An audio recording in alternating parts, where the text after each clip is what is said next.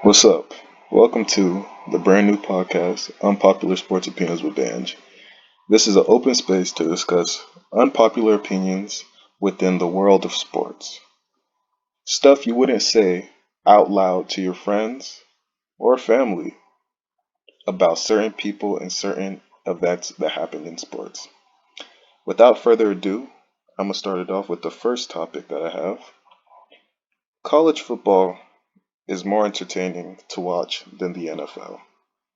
Now, I know the past NFL season might have been one of the best because of Lamar, Mahomes, Deshaun, that whole playoff series. The whole playoffs was probably the most entertaining I've ever watched in a long time. But the college football atmosphere, watching it from my home, watching on ESPN, 8 o'clock, let's say Penn State versus Ohio State. Those rivalry games beat anything, beat every rivalry game in the NFL. Penn State versus Ohio State, Auburn versus Alabama would beat Falcons versus Saints, Pittsburgh versus Cleveland. Like the the the rivalry games in college are just better, more entertaining, and you really see players because players are trying to get to the league. So you see them go all out. I feel like players in the NFL, they collect that check. So they don't really I mean, probably players still care, but it's like they play for that check.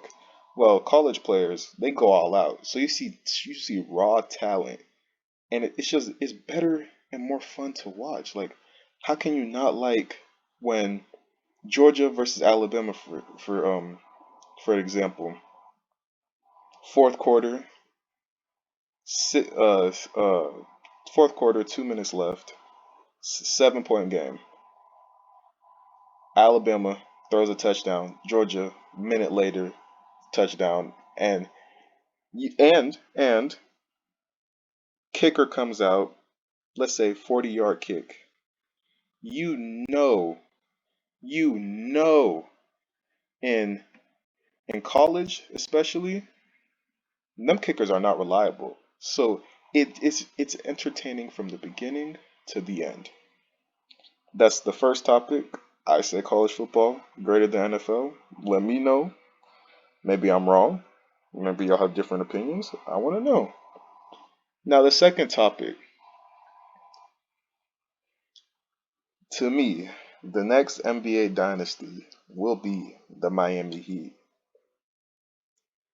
The reason I say this is because if you think back to the 2015 Golden State Warriors and you think about their roster, Steph, Clay, Dre, Bogut, Harrison Barnes, they Iguodala, Ezeli. I can see them. I can see that in this Miami Heat team.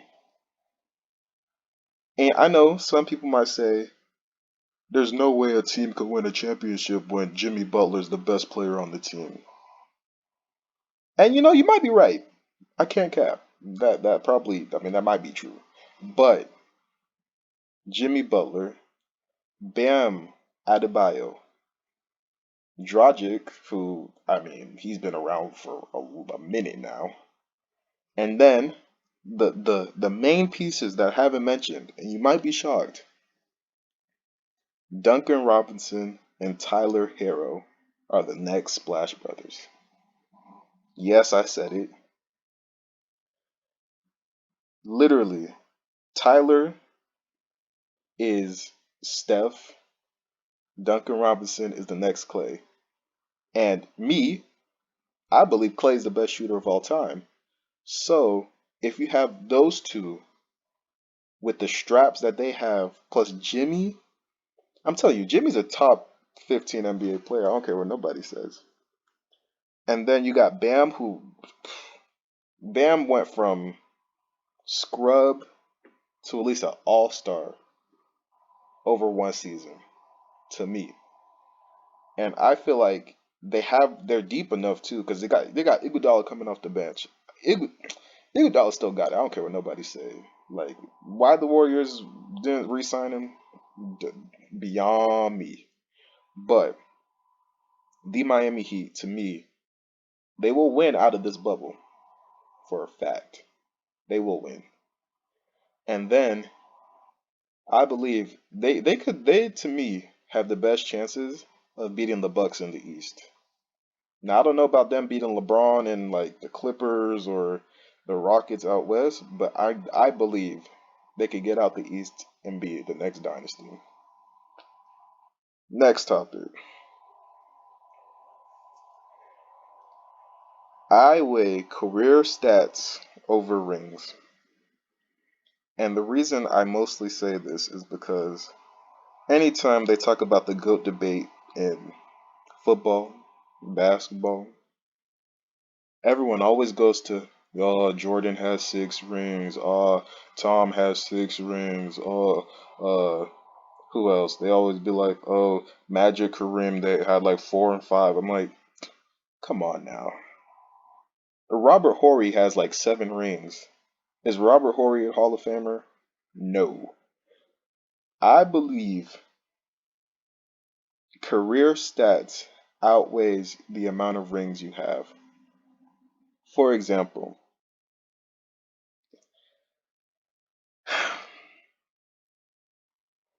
Kareem, what, 35,000 points? Who knows how many rebounds? Probably like 20,000. Literally, Kareem would be a Hall of Famer even if he didn't have the rings. If he had that one ring with the Bucks that he had and didn't go to the Lakers and retired, Kareem would be a Hall of Famer because the amount of points. Granted, yes, he got like most of those points with the Lakers, but Kareem, people like Ginobili's finna be a Hall of Famer. Yes, Ginobili has 4 rings, but do you not see the man was strapped from three? Literally, you hear any rap song, you hear Ginobili with that. Ooh, like Drake said it. Anyone said it. Come on now, Ginobili's a Hall of Famer to me, so there's that. And then like in the NFL,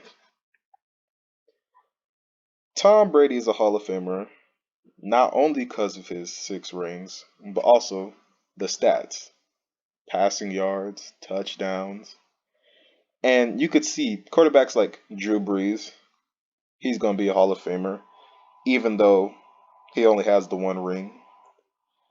And I feel like he deserves it because look at what he's done for New Orleans. He literally like he's broken records. Same with Peyton, even though Peyton has 2 rings.